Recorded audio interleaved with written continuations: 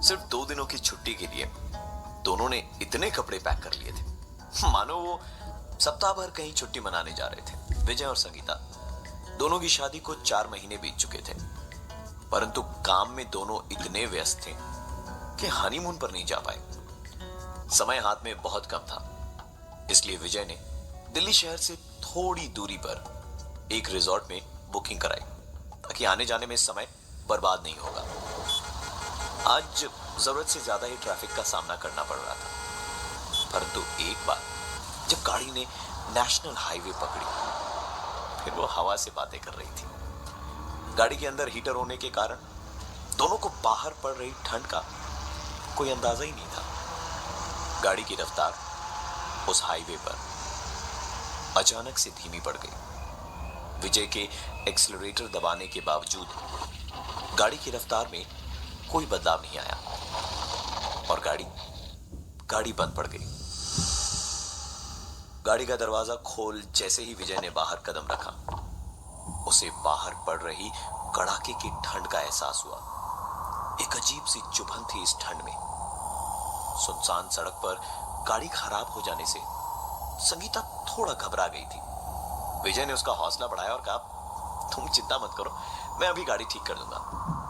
गाड़ी का इंजन बहुत गर्म हो चुका था, उससे निकलता धुआं और रात का अंधेरा नेशनल हाईवे की उस सुनसान सड़क पर भय का माहौल तैयार कर रही थी। विजय ने पानी का जरिकन निकालने के लिए गाड़ी की डिक्की खोली, तभी उसकी गाड़ी का हॉर्न बज उठा।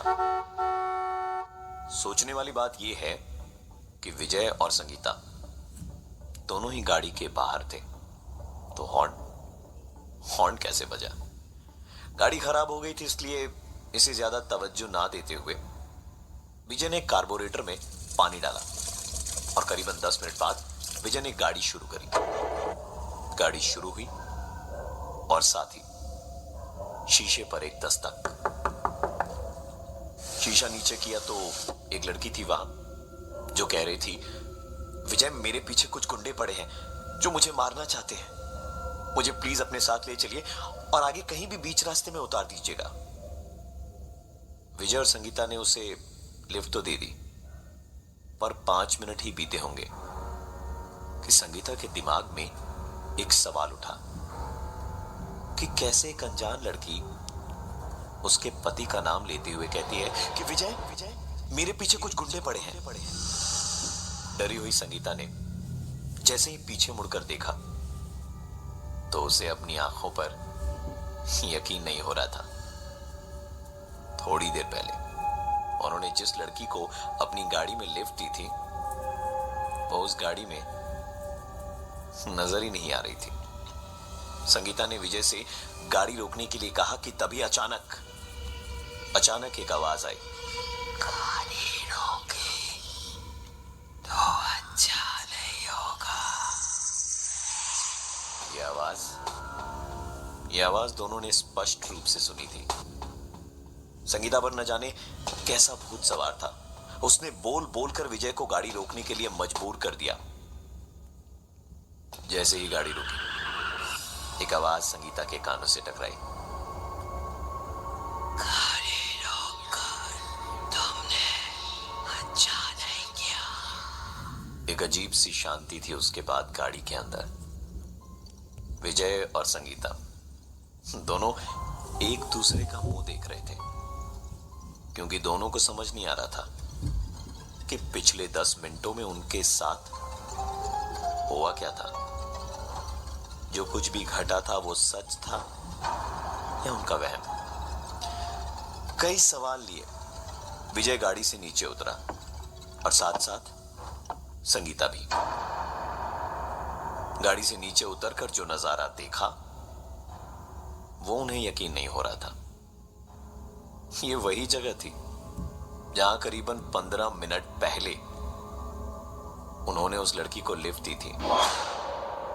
इसका मतलब यह है कि पिछले 15 मिनटों में उनके साथ जो कुछ भी घटा वो यहीं घटा था, और गाड़ी 80-90 की स्पीड में होने के बावजूद यहां से एक इंच आगे भी नहीं हिली थी।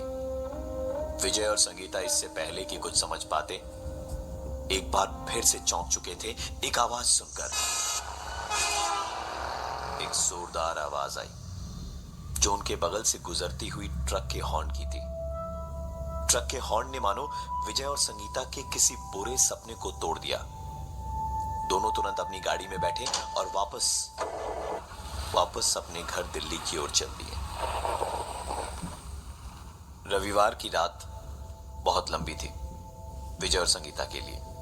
शाम से ही बत्ती गुल थी, पर सर्दी का मौसम होने के कारण ज्यादा परेशानी नहीं हो रही थी। दोनों गहरी नींद में सो रहे थे कि तभी अचानक उनके रसोई घर से एक आवाज आई। संगीता ने उठकर मोमबत्ती जलाई और रसोई घर गई। नजारा देखने लायक था। रात को धोकर रखे हुए सारे बर्तन फर्श पर बिखरे पड़े थे। मोमबत्ती की उस रोशनी में बर्तन उठाने के लिए संगीता जैसे ही झुकी, उसे ऐसा प्रतीत हुआ मानो किसी ने उसे पीछे से छुआ। उसने तुरंत पलट कर देखा, परंतु वहां कोई भी नहीं था। अपने ही घर में संगीता को एक अजीब सा डर लग रहा था। संगीता धीरे धीरे सहमे हुए कदमों से अपने कमरे की ओर जा रही थी और डाइनिंग हॉल पार करते वक्त डाइनिंग हॉल की लाइट जली और फिर बुझ गई। शायद शाम से गुल हुई बत्ती एक क्षण के लिए वापस आकर चली गई, परंतु पहले से ही डरी हुई संगीता के लिए इस घटना के कुछ और ही मायने थे। उसने कमरे में प्रवेश कर मोमबत्ती बुझाई और सोने का प्रयास करने लगी। 10-15 मिनट में ही उसे नींद आ गई और फिर चीखते हुए वो उठ गई। नींद टूटने का कारण यह था कि संगीता अपने शरीर पर एक अजीब से दबाव को महसूस कर पा रही थी और आंख खोलने पर उसने अपनी आंखों के ठीक 2 इंच ऊपर से 2 आंखों को उसे घूरता हुआ पाया। खुले बाल और होठों पर मुस्कुराहट के साथ वही बात, कहा था ना, गाड़ी मत रोकना।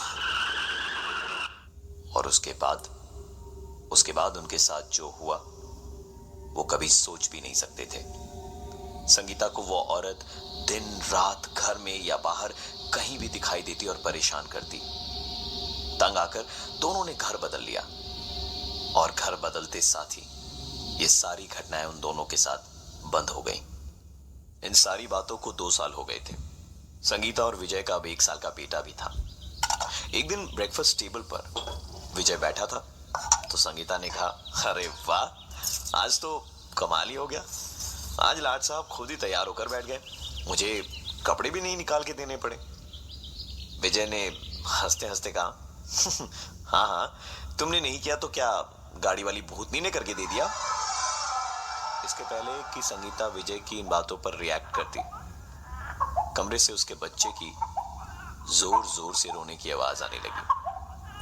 विजय ने अंदर जाकर देखा तो पाया कि उसका बेटा बिस्तर पर लेटा रो रहा था। उसने चिल्लाते हुए संगीता को आवाज लगाई और फिर कहा कि तुम इतनी लापरवाह कैसे हो सकती हो कि बच्चे को पालने की जगह बेड पर सुला दिया। संगीता ने कहा, पर मैं तो उसे पालने में ही सुला कर गई थी। सुनकर विजय ने कहा, तो क्या उस गाड़ी वाली भूती ने उसे यहां सुला दिया। बात आई गई हो गई। रात का समय था। संगीता बिस्तर पर लेटे लेटे अपने बाएं हाथ से अपने बेटे के पालने को झुला रही थी। तभी अचानक अंधेरे में उस पालने को दूसरी तरफ से भी कोई खींचने लगा। अंधेरे में संगीता ने अपनी गर्दन बाईं तरफ घुमाई तो वहां उसे कुछ भी दिखाई नहीं दिया, परंतु इस वक्त उसके दाएं कंधे पर कोई अपनी सांसें छोड़ रहा था। पलट कर देखा तो वही मुस्कुराता हुआ चेहरा और फिर से वही बात, कहा था ना, गाड़ी मत रोकना।